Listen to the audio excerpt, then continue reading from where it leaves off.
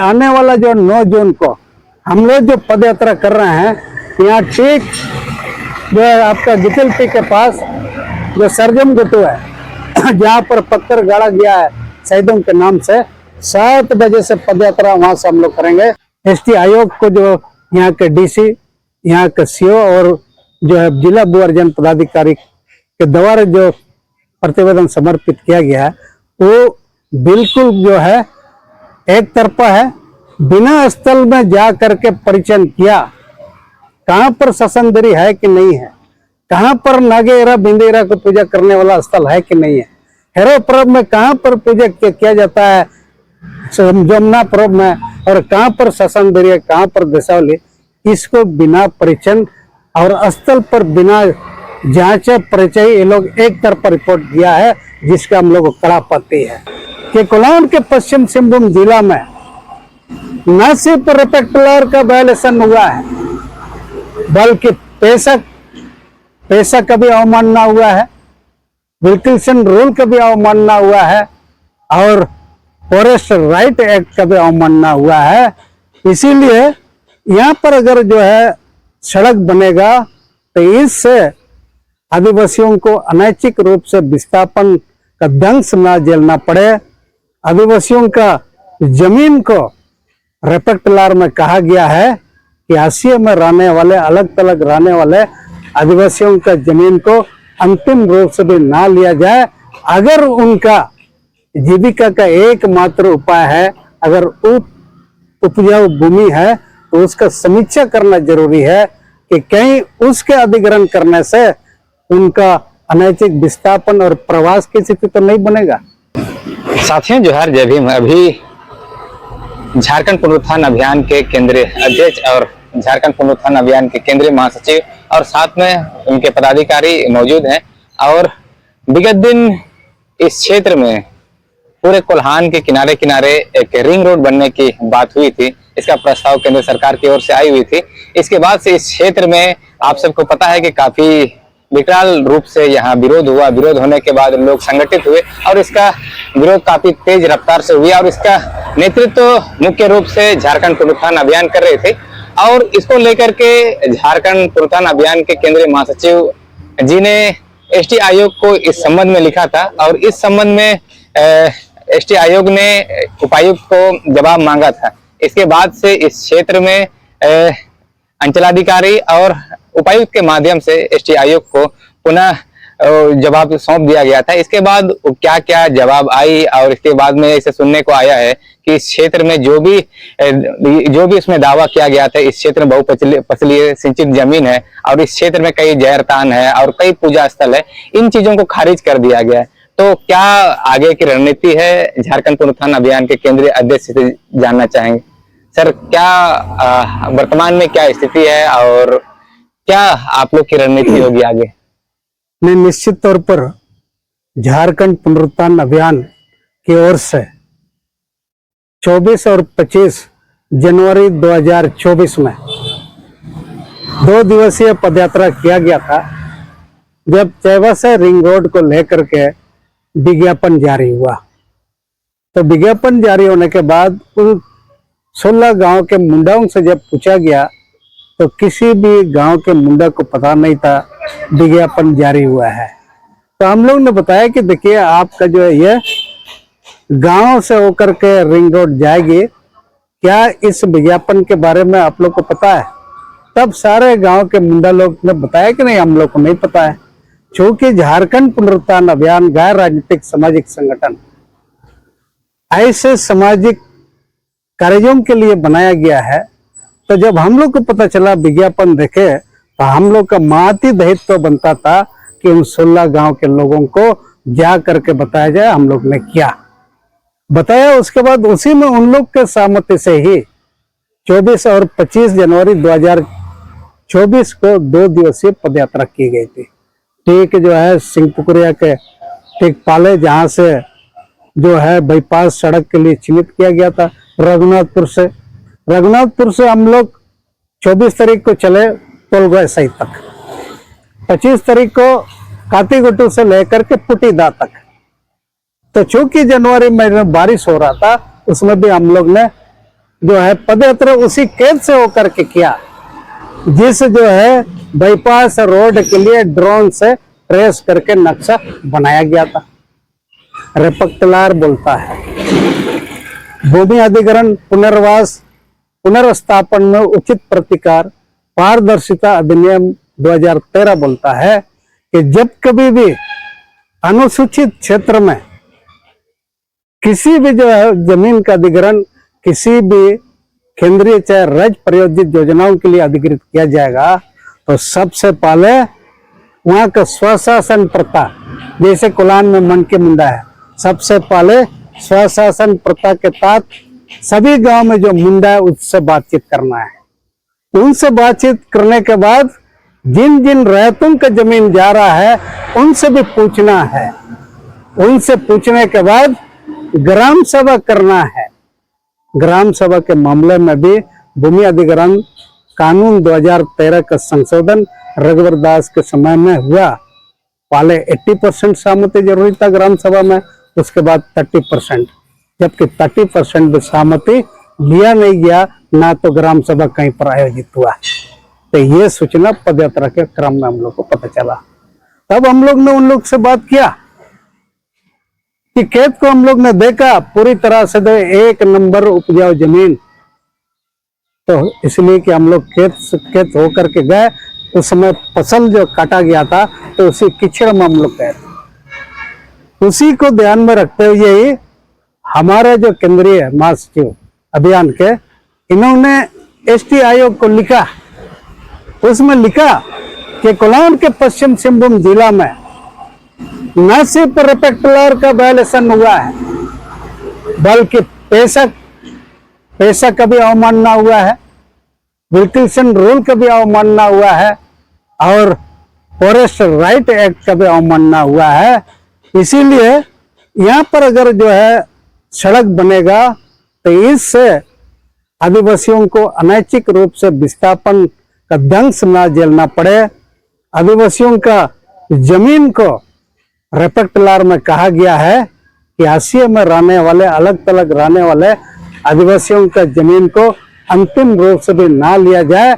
अगर उनका जीविका का एकमात्र उपाय है, अगर उपजाऊ भूमि है, तो उसका समीक्षा करना जरूरी है कि कहीं उसके अधिग्रहण करने से उनका अनैतिक विस्थापन और प्रवास की स्थिति तो नहीं बनेगा।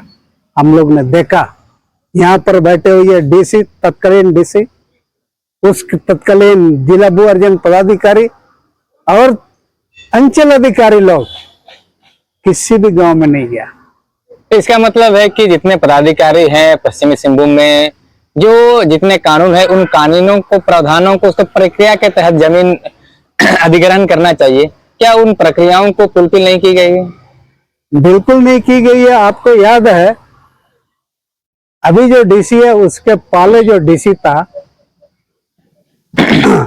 उस समय उन्होंने ठीक जो है 27 मई को यहाँ समीक्षा बैठक किया।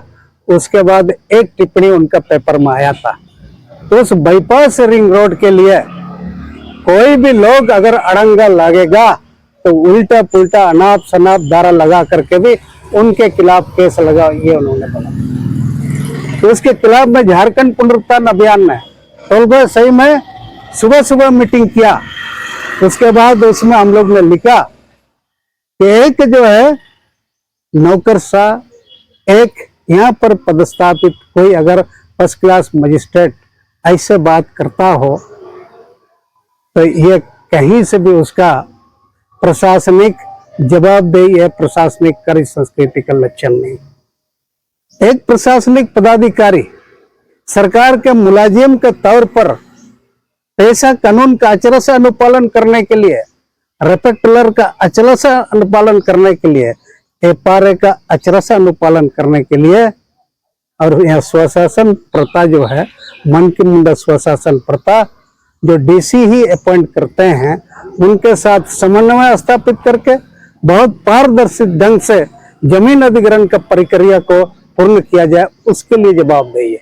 लेकिन एक तत्कालीन डीसी ने उसके उलट जब जवाब दिया तो इसीलिए झारखंड पुनरुत्थान अभियान ने उसको जवाबदेही बनाने के लिए न सिर्फ बैठक किया, बल्कि दूसरे दिन जब अखबार में छपा तो माननीय मुख्यमंत्री हेमंत सोरेन जी को भी ट्वीट करके जो है, दोनों चीज ट्वीट करके जो बता दिया गया कि डीसी समीक्षा बैठक में यह बात करते हुए वो अखबार में जो आया है, आप कोई भी अगर उस पर व्यवधान डालता है तो कानूनी कार्रवाई करो।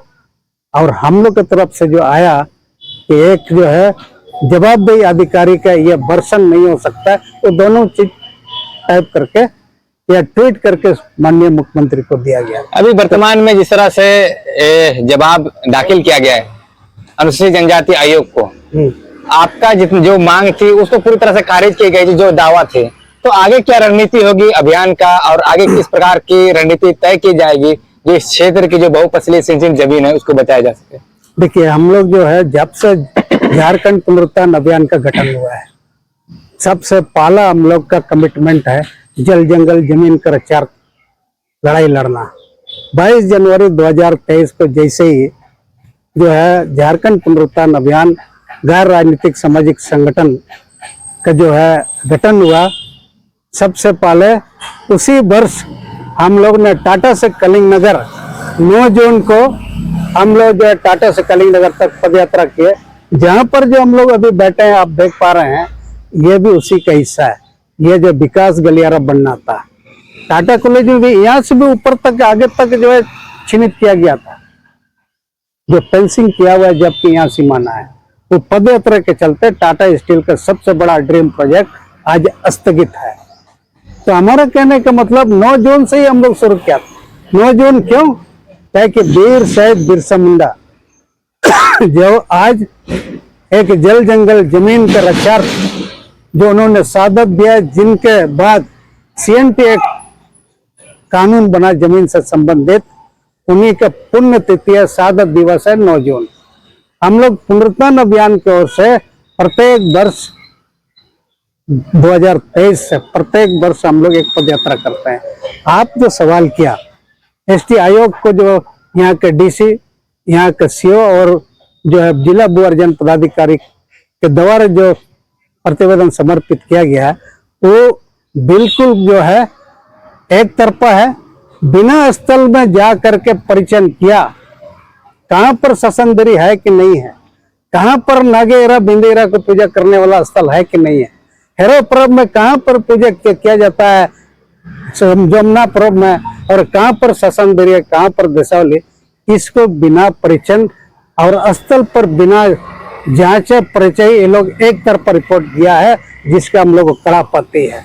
यही वजह है इस बार ये आने वाला जो 9 जून को हम लोग जो पदयात्रा कर रहे हैं, यहाँ ठीक जो है आपका गितिलपी के पास जो सरजम गुटू है, जहाँ पर पत्थर गाड़ा गया है शहीदों के नाम से, 7 बजे से पदयात्रा वहां से हम लोग करेंगे।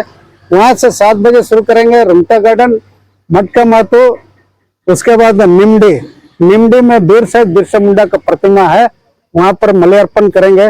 वहां से पोस्ट ऑफिस होते हुए सदर तना होते हुए फिर हम लोग जो है आपका शहीद पार्क होते हुए हम लोग बस स्टैंड में, जहां पर वीर शहीद बिरसा मुंडा का प्रतिमा है, वहां पर हम लोग फिर माल्यार्पण करेंगे।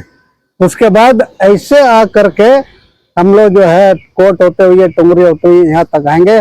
यहाँ संग्रहालय पहुंच करके पदयात्रा समाप्त करेंगे और यहीं पर DC के माध्यम से फिर मुख्यमंत्री को लिखेंगे कि किस तरीके से यहाँ पर पदस्थापित पदाधिकारी CNT एक्ट का उल्लंघन कर रहा है। CNT एक्ट का 46 बोलता है कि आदिवासियों का जमीन का हस्तांतरण बिना उपायुक्त का सहमति का नहीं हो सकता। तो कैसे हस्तांतरण करने का सोच रहा है? विल्किंसन रूल का नियम 20 कहता है कि जो है यहाँ का जमीन को जो आदिवासियों के आजीविका के लिए रक्षा किया गया, उसका हस्तांतरण नहीं हो सकता। कैसे वो हो जा रहा है? और फॉरेस्ट राइट एक्ट बोलता है कि जो है जहां पर आदिवासी लोग रहते हैं, उनका जो है अपना संस्कृति, उनका अपना आस्था, उनका अपना जो है दस्तूर रिवाज उसी खेत और उसी तालाब, उसी पोखर में है, उसको रक्षा करना यहाँ पर पदस्थापित पदाधिकारियों का काम है। अगर पुटीदा में कहीं पर एरे मतलब जो है नगेरा बिंदेरा का डकुड है, सोड है, उसको सुरक्षा प्रदान करना यहाँ पर बैठे हुए पदाधिकारी का काम है। रिवाज को पूरा करने के लिए कहीं पर अगर हेरो पर्व जमुना पर्व में पूजा करता है तो उसको सुरक्षित करना अधिकारियों का काम है। इन लोग उल्टा उसका बिना जो है परीक्षण किया, रिपोर्ट लिख दिया कि नहीं कहीं पर भी नागे एरा बिंदेरा का सूद नहीं है, कहीं पर भी देसावली तो चपेट में नहीं आएगा, कहीं पर भी जो है आपका देसावली और ससंद्री चपेट में नहीं होगा। ये यहाँ पर पदस्थापित अधिकारियों का मनमानी का प्रकाष्ठा है। जो लोग कभी जो स्थल निरीक्षण किया नहीं, अपने मर्जी से यहाँ का निर्जर निर्दोष और सहज सरल आदिवासियों को जो है बुड़बक समझ करके ऐसे रिपोर्ट दिया है, जिसके खिलाफ उस दिन न सिर्फ पदयात्रा होगा बल्कि एसटी आयोग को 30 दिन के अंदर में जो जवाब देना है वो सारे गांव के लोग सत्यापित कर चुका है। ग्राम सभा में सब गांव में उस रोड के जिसको जो है ट्रेस किया गया है तो उसमें वो सारा चीज चपेट में आ रहा है। जो अधिकारी बोलता है कि नहीं चपेट में आ रहा है, गांव का आदमी बोलता है, 16 गांव का आदमी, कि उसमें नागेरा बिंदेरा सोट भी प्रभाव पड़ रहा है और बहुत सारे पूजा स्थल प्रभाव पड़ रहा है। ये वो लोग सत्यापित करेंगे, उसको इंक्लोज करके हम लोग भेजेंगे। यही हम लोग का जो कार्यक्रम है। और अंत में हम अपील करना चाहते हैं कि वीर शहीद बिरसा मुंडा के जो है संघर्ष और बलिदान के चलते अंग्रेजों को सीएनटी एक्ट बनाना पड़ा। आज अगर सीएनटी एक्ट है तब जो हम लोग थोड़ा सा बचे हुए हैं, वो सचमुच में अगर जो है हमारे लोग, हमारे समाज के लोग वीर शहीद बिरसा मुंडा को आइकन समझते हैं। उनके जो है 25 साल की उम्र में जल जंगल जमीन का लड़ाई के लिए आहुति देने के बाद जिस जमीन पर एंजॉय कर रहे हैं उसको अगर बचाना है, उस सीएनटी एक्ट के वायलेशन को बचाना है, पैसा कानून का आचार से लागू कराना है, तो रेपेक्ट लॉ का आचार से अनुपालन कराना है, तो आप सभी 9 जून को वीर शहीद बिरसा मुंडा के शहादत दिवस पुण्यतिथि के अवसर पर अधिक से अधिक संख्या में जो है आए, उसके बाद उस पदयात्रा में शामिल हो। यही झारखंड पुनरुत्थान अभियान का जो है एक विनम्र अपील है सभी लोगों को। जोहार। अभी आप सुन रहे थे झारखंड पुनरुत्थान अभियान के केंद्रीय अध्यक्ष जी को, और उसका साफ कहना है कि जो भी जवाब दाखिल किया गया है उपायुक्त और अंचलाधिकारी के माध्यम से, वो निश्चित रूप से स्थल निरीक्षण नहीं किया गया है और बिना स्थल निरीक्षण के बाद ही इस क्षेत्र के एसटी आयोग को जवाब दे दिया गया है। आगे क्या कुछ होती है, अगले 9 जून को पदयात्रा होनी है और उसके माध्यम से आप सबको आने वाले तमाम अपडेट आप तक पहुंचाने की कोशिश करेंगे। जोहार।